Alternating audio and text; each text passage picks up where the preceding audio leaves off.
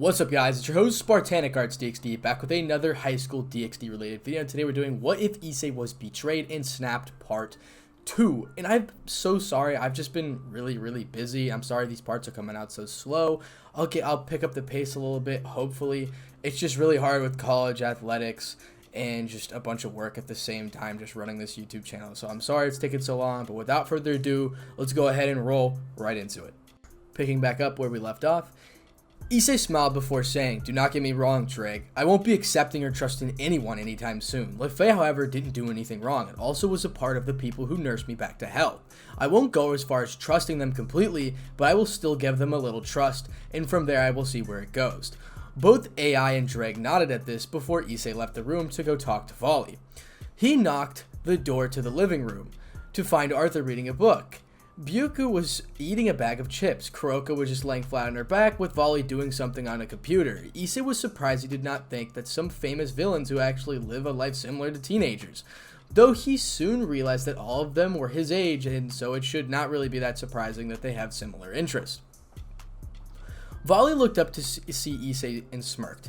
He closed his laptop and motioned Issei to sit down on the couch on the opposite to his, to which he complied. Byuku went to sit with Volley. Arthur kept on reading his book, whereas Kuroka was looking at the scene with interest.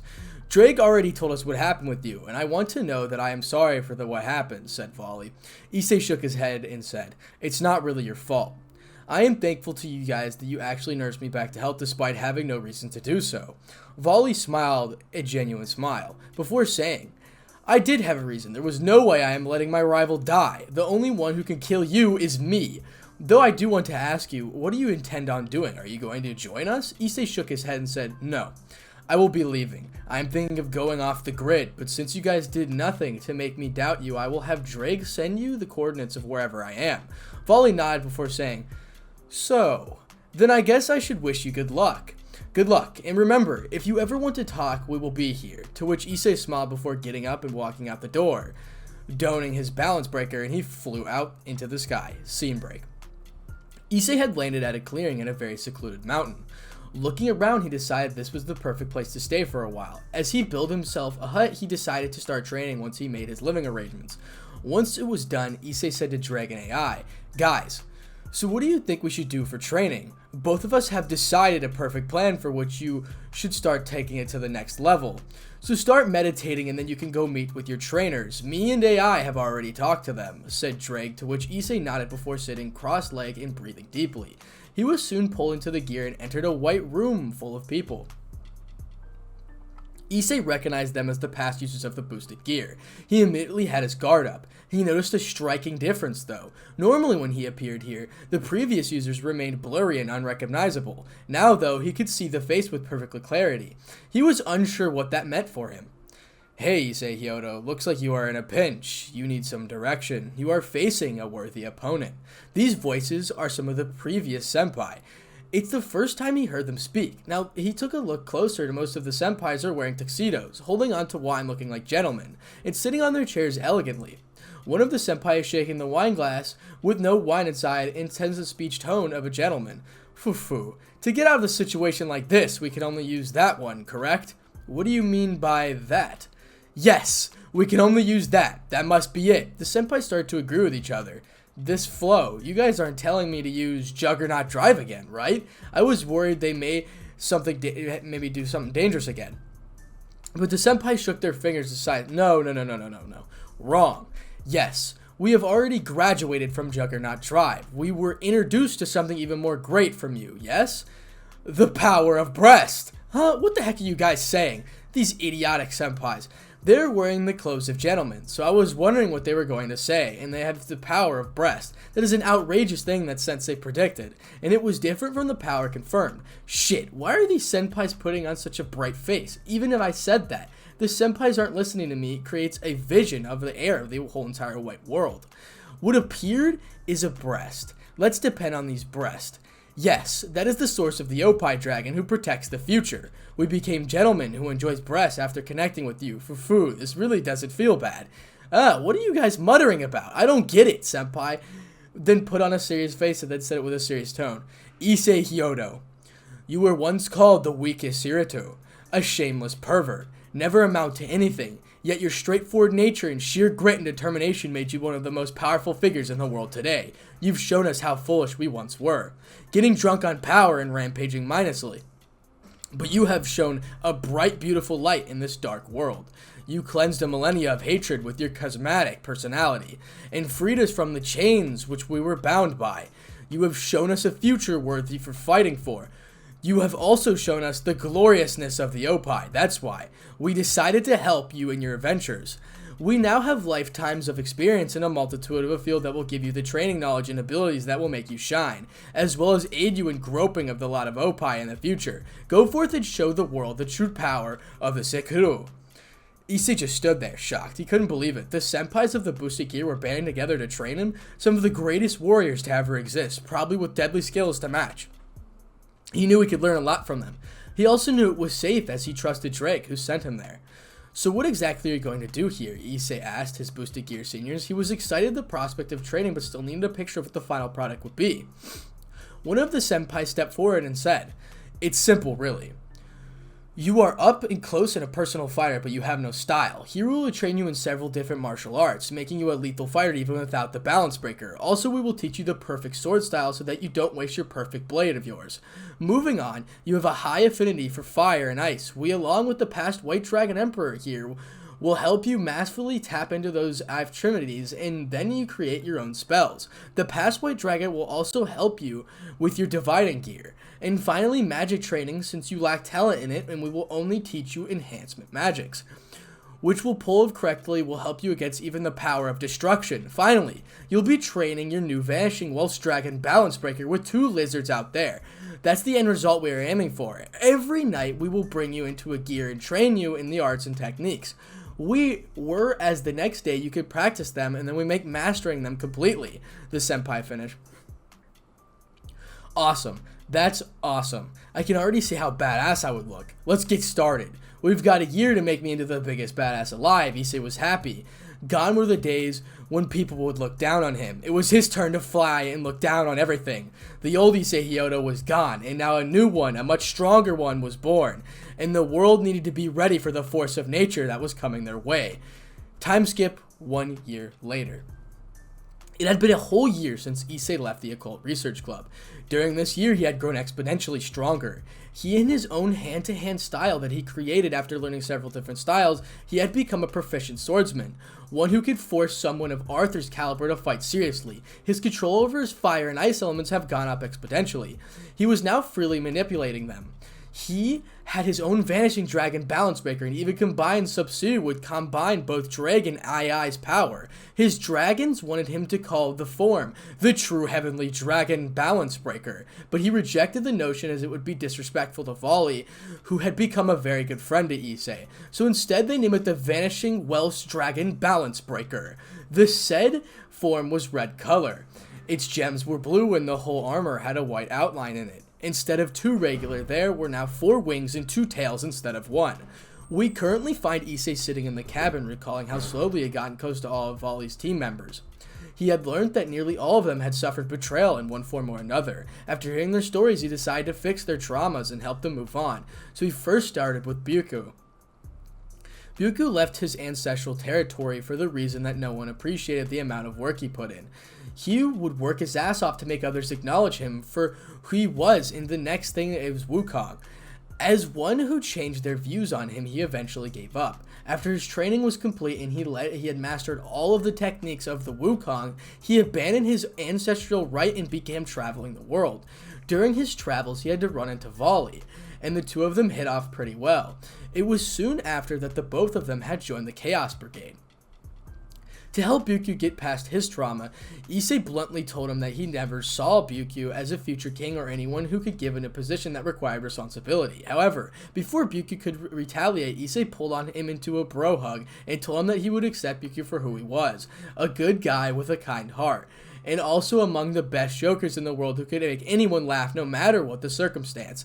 After all, it was due to Byuku that Issei had finally laughed 3 months after he left the devil's side. He did go a bit further and found Byuku a girlfriend. She was a werewolf who went by the name of Lundmark. Not only was she a strong fighter, but she also loved Byakuya for who he was, and needless to say that Byakuya had declared Issei to be his brother along with Volley and Arthur. He also made Issei the godfather of one of his future kids. The next person that Issei helped recover was Kuroka. Issei originally had his doubts about her, thinking that she really did give in to the power and abandon her sister to death. The truth, however, was very much different. She had a killer. She killed her master because he was experimenting on his servants and was changing them into monsters with power. He was going to experiment on Konako, her sister, as well, but she killed him before he could. She also told Issei that the reason she ran away was that she did not want her little sister to live a life of a criminal as she does. Her reasoning was more than enough evidence for Issei to prove that she was innocent. He had promised that he would find evidence that would one day prove her innocence and help her get back to her sister. This surprised Kuroka, who thought that he hated her sister for being part as she played in his betrayal. Issei, however, just shook his head at that and said he may hate Konako, but he did not hate Kuroka. In fact, he saw her as a dear friend. This made Kuroka cry in tears and happiness as she expressed her desire to become mates with Issei. Issei, however, rejected her offer, saying that she was only feeling the moment. He would find a mate, but only when his heart was ready, and he did not want her to wait for him because she was someone who deserved a genuine happiness. The next was Arthur. Issei found it strange that someone who cared so deeply for his sister to point out of threatening Issei to kill him if he hurt her feelings would have such a cold exterior mark. The truth, however, was revealed to him by LeFay. She told Issei that Arthur was the heir of the Pendragon family. She told Issei how their family did not care about any of their feelings. The both of them were just tools to be used, the Pendragon family. Because of this, Arthur, despite being a cherry kid, worked as hard as he could to get the slightest appreciation from his family. Both of them, however, were content with how life was going, as at the end of the day, both she and Arthur had each other's backs. She then proceeded to tell Issei the real situation had changed when both Arthur and herself were engaged to heirs of separate families. In the beginning, it was not really such a big matter, and Arthur was fond of his fiancée, and so was LeFay. Things went wrong for Arthur when he one day fell in love with a maid in his mansion. Her name was Ellie. At the time, they both of them had developed strong feelings for each other. To prevent the problem in the future, Arthur informed his fiancée of his decision to break the engagement as he did not love her. His fiancée in front of his face agreed, even went as far to support him. But as soon as he left, she went to their father and told him everything. Their father called Arthur and tried to talk him out of his love for Ellie. Arthur, however, rejected it. It was at this moment that his father had threatened to have Ellie killed if Arthur did not comply. This was the moment Arthur had decided to run away from his home. Around this time, Arthur had developed feelings for Ellie. LeFay told Issei that she had found the real nature of her fiancé. He was an abusive person and a massive pervert. She informed her parents of this and asked them to break the engagement. They, however, rejected this notion, and she said that she had to do it for the good of the Pendragon family. As Arthur had already decided to run away, she herself decided to join them. Arthur, in order to save Ellie's life, stole both Caliburman and the Excalibur ruler. He threatened his family to give the swords away if they harmed Ellie and ran away. They encountered Volley, who offered them a place in his team protection offered by the Chaos Brigade. Issei was stunned, but quickly he knew what to do to save the remainder of his heart. He got Ellie's location from LeFay and invaded the Pendragon mansion. He not only rescued Ellie from a prison where she was being held, but he did it in the nick of time as she was about to be raped by LeFay's fiancé. Issei saved her and kicked LeFay's fiancé in the balls before flying away to the location of Volley's mansion.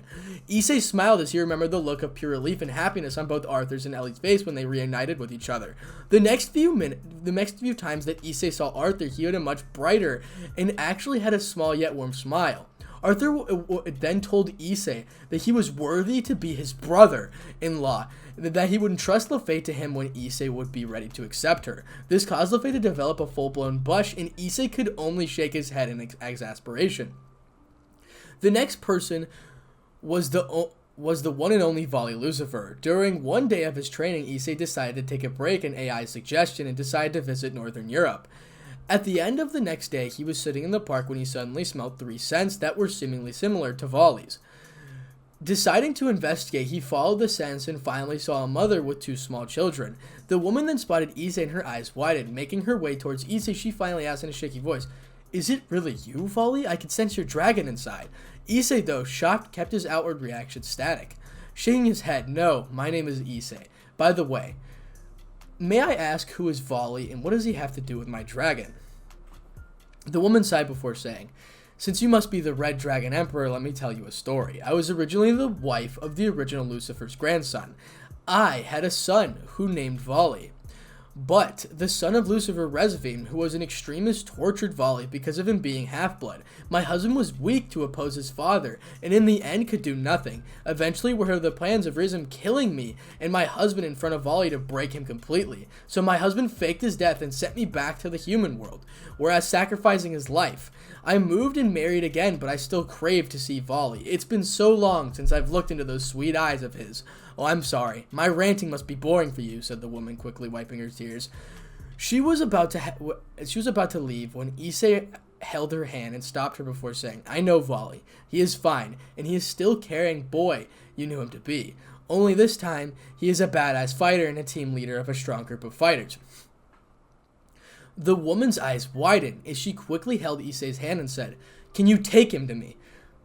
Issei shook his head before smiling, saying, "Wait here." He took out his phone and urgently requested Volley for backup. And a few moments later, a whole Volley team appeared in the park. Volley, who was expecting a fight, grew a tick mark on his head. However, before he could say anything, he heard a gasp and turned to look in that direction. What he saw shocked him out of his core. The face he had been yearning to see in years was standing in front of him. He was unable to move due to shock. The woman slowly made her way to Volley before touching his cheeks. She then softly asked, "Volley, is that really you?" Volley could only nod as his tears forming in his eyes. However, the fought to keep him in.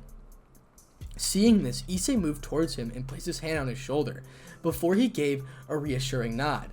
It was then that Volley completely broke down and hugged his mother tight.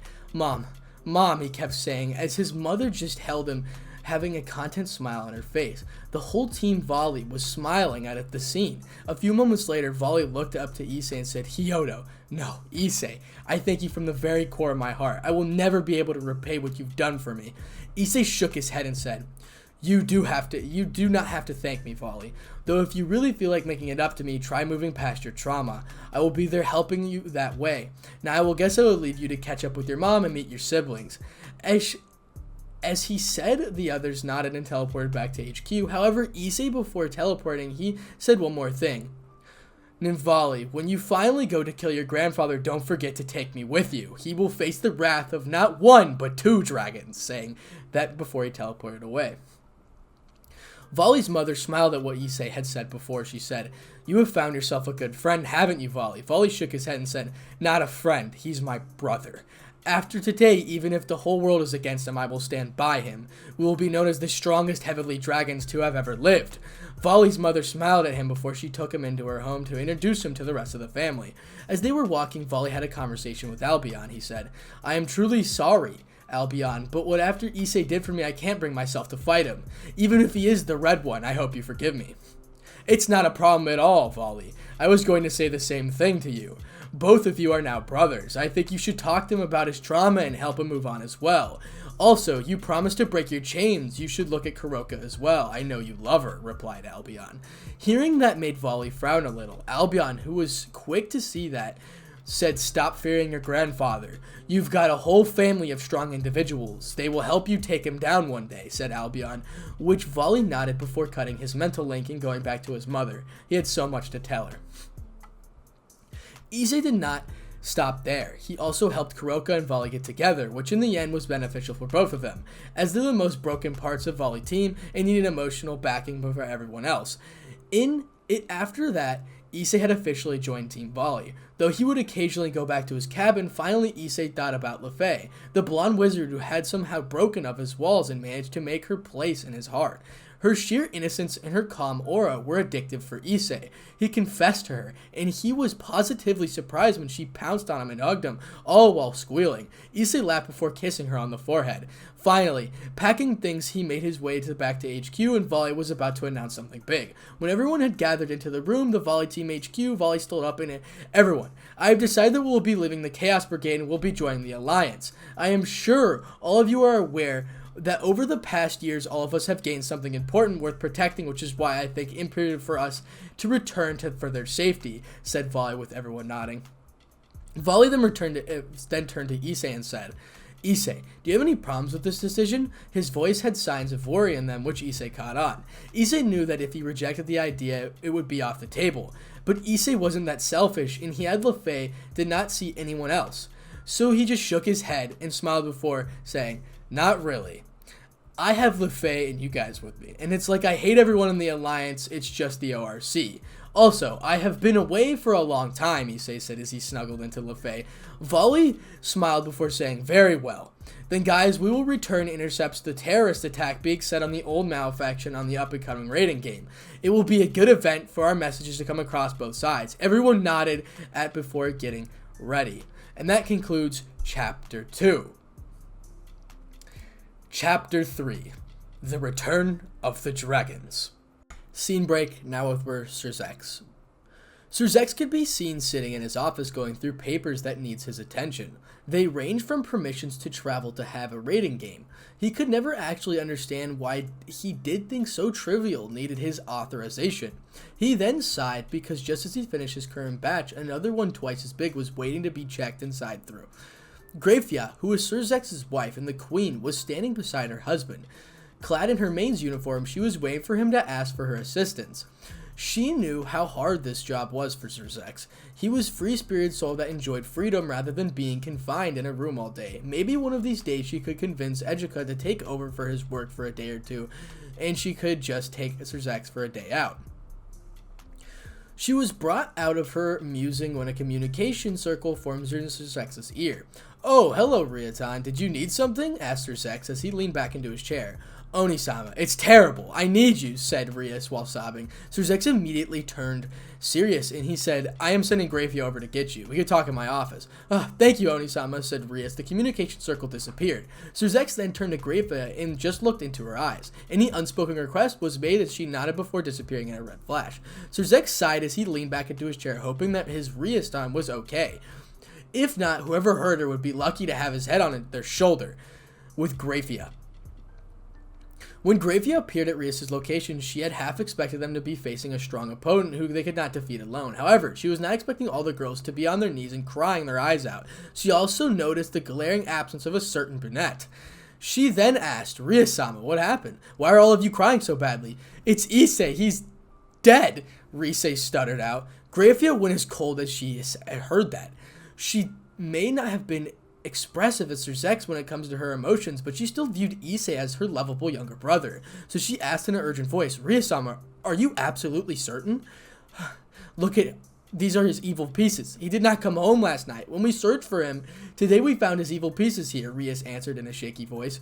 Very well then. Please step into the magic circle as we go to Lucifer-sama's office. And Grafia, who had a stunned expression on her face, inwardly she was worried, very worried. The others nodded and soon disappeared in a flash of red, back with Surzex. It had been 30 minutes since Grafia had left. We could see Surzex pacing up and down his office, anxiously waiting for the queen to return with his sister and her Parage. A few moments later, a magic circle with the Gremory emblem appeared, and Grafia appeared with Rias and her Parage. Grafia nodded to Surzex before excusing herself and left the room. Surzex was pleased to see that she was fine physically, but frowned when she saw she was nearly the whole Parage was crying, and the only one who wasn't was Kiba, as if he looked like he had seen something ghastly. Rias, what's wrong? Tell me. I'm worried, asked Surzex. Onisama, it's Issei. He is dead. We found his evil pieces at Co Park. It's my fault. I pushed him too hard and he left me, stuttered Rias as she sobbed. Wait, what? Issei's dead? Your fault. Explain to me what happened. All of it, said Surzex, using his experience as a faction leader to not show any emotion. However, on the inside, he was complete and utter turmoil. Rias tried to speak but was unable to form any words. Everything she said about him came back to her and hit her like a truck. Overcome by the sorrow, she started sobbing. It was at this moment that Kiba stepped forward and mentioned Surzex to follow him outside. Once out on the porch, Kiba began to explain everything that happened over the few months. He, of course, omitted the part where the Occult Research Club had badmouthed Issei. He said, "It all began 2 months ago, around the time that Ravel had transferred into the school. Issei-kun had failed to confess to Rias, which caused her to run out of the room. Despite the fact Issei looked genuinely confused, everyone ganged up on him and called him on it. After that, Issei-kun started spending a lot of time away from the club. He was there only for the least possible time, performing his contracts and leaving, then continued for 2 months before he found his evil pieces in a bush and contacted you," said Kiba. Sir Zex was taking it all that had been said before he finally spoke. "Did you find Issei's body?" Kiba shook his head. "We did find a little flesh and blood, but no body." Sir Zex brightened a little at this before saying, "There is a chance that Issei is alive. I will organize a research party for him, and we will know the findings as soon as possible." Kiba nodded, and soon the Parage returned to the Occult Research Club, hoping and praying that Issei was safe and alive. When Rias and her Parage left, Sir Zex immediately called Azazel. Michael and Yakuza summoned them for an emergency meeting. Azazel appeared after a few moments, whereas Yakuza, the mythical, participated using a holographic spectrum over each other. When all 4 leaders were available, Sir Zex informed them of what had happened to the possibility of Issei being kidnapped by the Chaos Brigade. For a moment, the leaders were silent before Michael said, "That is troubling. I will contact all churches with information on Issei and ask them to keep a lookout for him. If he is being held anywhere, we will find him. I will send the information to our temples other than the yokai kingdoms. Hopefully it is in the eastern part of the world we will be able to locate him," said Yakuza. Sir Zex thanked them both, and then both left to organize their parties. Sir Zex then waited for Azazel to say something. He knew that for Azazel, Issei was very much like his own son that he never had. So among all the leaders, he must have been affected the most. Azazel, however, staring at the ceiling, lost in thought. After a while, Azazel said, "That wasn't the complete story, was it?" Sir Zex sighed it before saying, "Nothing escapes you, doesn't it?" "No, there was a small piece that I chose not to reveal." Azazel before saying, "Can you tell me? I am sure you know that I viewed Issei, right?" Sir Zex nodded before proceeding to tell Azazel what happened going over 2 months and what it had resulted in. Azazel became silent again before he got up and started to leave, but was stopped by Sir Zex, who asked, "You aren't going to harm Rias, are you?" Azazel shook his head and said, "No. She is almost somewhat like a daughter figure, and moreover, she is a maiden in love. I understand that heart in love can get desperate, so no, I'm not mad, though I will be sending in a team of my best trackers out hoping to find where his body was taken." Sir Zex sighed in relief before asking, "What do you want that his body was taken? He could still be alive, you know." Azazel turned around before touching Sir Zex on the shoulder and saying, "I have been a faction leader for over 5,000 years, and I know when a cause is lost or not. This time, it is. I suggest you mentally prepare Rias and the others. The news won't be good for them." Sir Zex did not say anything. He had to admit, Azazel made a valid point. Compared to Azazel in terms of being a leader, Sir Zex was green. He knew the chances were slim, but he needed to hold on to hope and possibility of Issei being alive. It was then Sir Zex decided to visit his best friend Ajuka, Beelzebub, the person who created the evil pieces. If anyone had the slightest idea of whether Issei could still be alive, it was Ajuka. Sir Zex then appeared into a magic circle, appearing in front of the man with green hair. The man looked up in surprise and said, "Sir Zex, what are you doing here? And why didn't you inform me that you were visiting?" "Ajuka, it's serious. I want to ask you, is there any way for a person who lost his evil pieces to be alive?" asked Sir Zex. Ajuka was initially surprised at the question, but nonetheless answered, "Evil pieces strengthen the soul holding the ability of a dying body. If they are removed forcefully, then death is almost sure. However, if by any chance the body somehow by another in way to man strengthen its core before the soul leaves, it is possible for them to be alive." I see. Thank you for the assessment, Ajuka. I will explain everything in detail soon. Bye. Sir Zex vanished into a magic circle. Time skip 1 year later. Issei had been officially announced as KIA. The Parage in the beginning were heartbroken, but nonetheless moved on, and once again everyone in the club was smiling. However, Issei's disappearance affected the girls in more than one negative way. Rias and Akano had both started sleeping over with different guys. Azia had abandoned all of her faith. Zenobia had become something similar to Konako. She hardly showed any emotion at all. Konako had gone from monotone to downright emotionless, and hardly even talked anymore. Rias even had 2 pawns to replace Issei.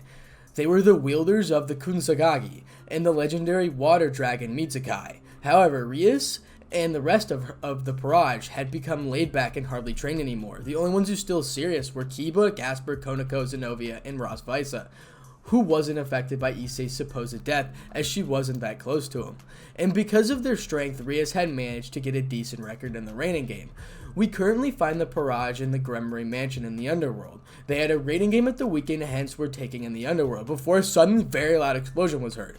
"What was that?" shouted Rias. At the moment, Sir Zex and Grafia appeared, then later spoke as said. "The old Satan faction have attacked 4 territories. The Sea-Tree territory is one of them. Go there and try to feed as many kids as you can before they kill them. Please, hurry, Milikos is also in the same school." Rias and her Parage nodded before teleporting to the Sea-Tree territory.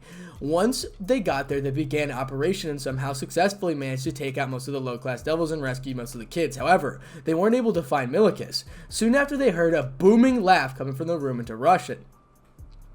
Upon watching the roof, they saw an old Mao, Shalba Beelzebub, who they thought was dead, was in front of them, and he was unconscious, Milikos in his arm.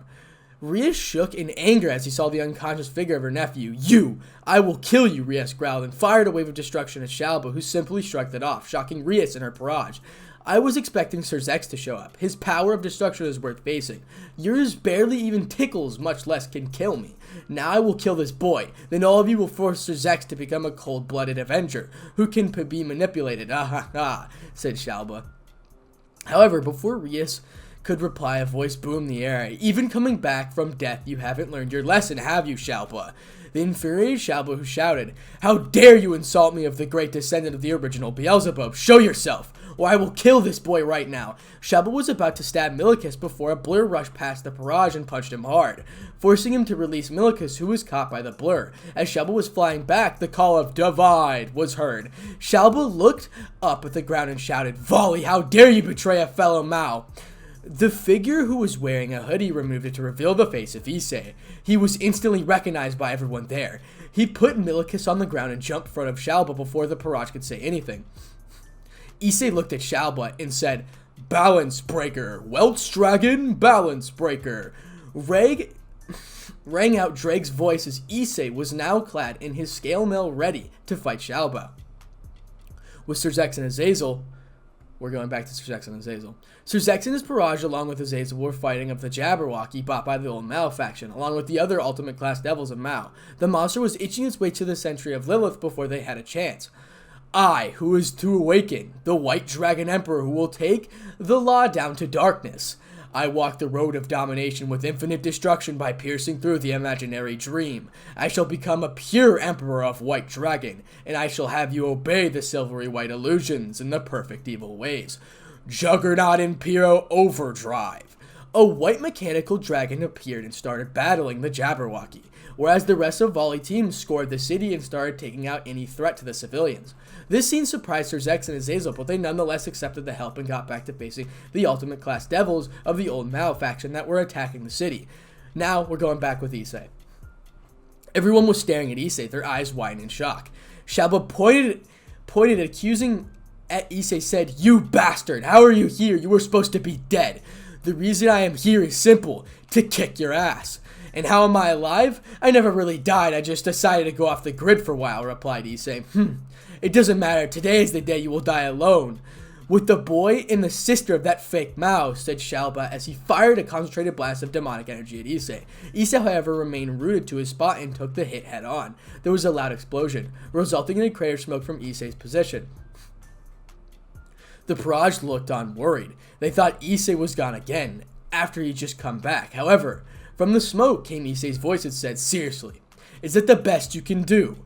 You sure are an insult to the rank of Mao. I thought you'd be a little stronger, considering the fact that Sir Zex and Volley are almost at Maul level." "You insolent fool, how dare you speak of me that way? You are nothing but a bug compared to me," shouted Shalba. Issei sighed before he began charging the attack. Fire in his left, ice on his right. When the attack was ready, Issei disappeared from his position and appeared above Shalba and shouted, "Flaming Freeze Cyclone." The attack hit Shalba and an explosion ensued. Issei picked up his lifeless body before taking Milikos from where he left him. Issei was about to leave when, "Issei, Issei-kun, Issei-san, Issei-senpai, Issei-kun." The whole of the barrage ran towards him and bear hugged. He, however, did not react at all. After a few moments, he asked, "Could you please let me go? I am running late, and my girlfriend is waiting for me to come back." This shocked the girls, who did not say anything. After a few moments, Rias asked and said, "What do you mean, Issei? You don't remember us?" "Oh, I remember you all right. You guys are just bitches who want to use people and throw them away after you're done playing with them. Now, if you'll excuse me, my team is waiting for me," said Issei as he released his wings before flying in the air. The girls were shocked. They now understood why Issei had left them. He had overheard them talking behind his back. They knew they needed to apologize to him as soon as possible, and hopefully he would forgive them and give him a second chance. Rias then turned to her barrage. "He must have gone to Lilith. Let's head there." The others nodded before quickly going after Issei. Now we're back with Volley. Volley, in his improved Juggernaut drive, was fighting the Jabberwocky. He had gotten in several strong and devastating hits, but the regenerative ability of the damn monster was way too overpowered. Tsk, how am I going to defeat something with regenerative abilities of this scale, he thought. "How about destroying it completely all at once," suggested Albion. Volley grinned at that before he flew into the air, shouted, "Compression." Compression divider came out. Came a voice from the Divine Dividing. Suddenly, the Jabberwocky was being pushed down hard. Albion was repeatedly shouting, "Divide!" and the Jabberwocky was screaming in pain. The monster's very existence was being divided. Soon the monster had been completely divided. Volley had literally removed the Jabberwocky from existence. He then removed his armor before sighing, as he heard Issei's voice. Seems like you are done as well." He then removed his armor before sighing, as he heard Issei's voice. "Seems like you are done as well." Volley nodded at before saying, "Let's go to the others and meet Azazel and Zerzex." Issei nodded, and both of them flew towards the two leaders while sending them a message to the rest of the team telling them to take convergence. When both of them reached the two leaders, they found out that they had defeated their enemies. Hearing them arrive, Azazel nonchalantly turned into their direction before his eyes widened at the sight of Issei. "Issei, is that you?" Azazel croaked out. Issei smiled warmly at him, and while he dropped Shalba and gave Milikis to Volley, he said, "Yo, Sensei, did you miss me?" Azazel did not say anything and said he went up to Issei and pulled him into a hug. He hugged Issei for a while before breaking away, then chopping him in his head. "Bah! What was that for, Sensei?" asked Issei as he rubbed his head. "That, my dear boy, was because you left everyone without telling me that you were dead," said Azazel, making whistle and look away. "Ahem. What did you do to Milikis, and why are the two of you together?" asked Zerzex in a strict tone. "Oh, I didn't do anything to him. I stopped Shalba from killing him when he was about to stab him sometime soon. And as for why we're together, Volley decided it was time for the team to return to an alliance. He decided to infiltrate this attack and stop the old Mao as a message to the Chaos Brigade that he was leaving, as he was short on numbers and he asked me for help, which I gladly accepted," replied Issei, giving nods of understanding from both of the leaders. "We may be able to forgive the other members of your group, but Kuroka will be executed as she is a straight devil," said Zerzex. Volley then tossed him a journal and said, "Read that, and you will know the real reason why she did what she did." Zerzex opened the journal and began to read. As he read it, his eyes widened before he took a look at disgust on his face. He looked at Volley and said, "Very well. This is big evidence of her innocence. I will be removing her name from the stray devil list. Also, now that you're back, what do you intend on doing?" "Oh, me and my time will be moving to Ko, and hopefully start our third year at Ko. Most of us are around Issei's age," replied Volley. "Very well. However, Issei, I need an explanation of where did you go and why did you leave," said Zerzex. "Sure, that is a reasonable request," replied Issei. As he said, the rest of Volley team appeared along with Ellie and Ari. Kuroka jumped on Volley's back and kissed him on the cheek. LeFay moved to beside Issei, who picked her up in a princess carry before kissing her on the cheek. LeFay blushed it, but soon returned the favor by kissing Issei on the cheek. This scene shocked Zerzex, who thought Issei would want to go back with Rias and the others, whereas Azazel warmly smiled as he knew both of the Sergeant's sons had their other halves. Rias and her Parage soon landed and saw the whole scene take place. Looking at the way Issei was treating LeFay made her heart sink and caused their rage to rise at Blonde. She weakly said, "Issei?" Issei turned to look at her emotionless eyes, causing her to flinch at the coldness of his look. Issei then looked to Zerzex and said in a calm tone, "Do you want my answer here or in the meeting room?" And that is the end of Chapter 3. I'm going to be ending What If Issei Was Betrayed in Snapped Part 2 right here. Thank you for all the support once again. I'm under a lot of stress and I need to chill out for a minute. So I'm going to come out with more parts sooner than I did before. I'm sorry it took so long. It's just, been dealing with a lot. So yeah, hopefully you guys did enjoy the video, and if you did, leave a comment, like, and subscribe for more. And thank you to all my supporters. Okay, thank you for all my channel members who've been joining my channel membership. I have 5 members now. A shout out to you guys. I tell you, if you want to know the perks of becoming a channel member, I give them every time, like a day or 2 before I'm actually going to upload the video, and that's the perk of becoming a channel member, and I'm giving them a shout out. So thank you very much for all the support, and if you guys enjoyed, leave a like and subscribe. Without further ado, Spartanic out.